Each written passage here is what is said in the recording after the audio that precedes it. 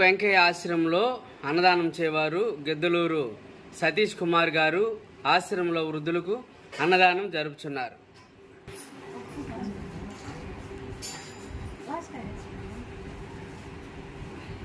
అన్నదాత అన్నదాత అన్నదాత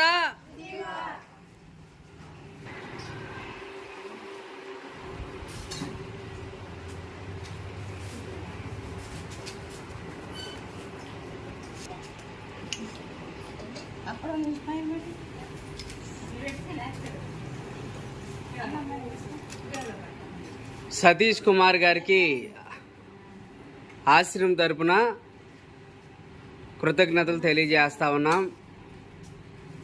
sir ఈరోజు ఏ సందర్భం లేకపోయినప్పుడు కూడా ఆశ్రమంలో వృద్ధులకు అన్నదానం జరిపిస్తూ ఉన్నారు.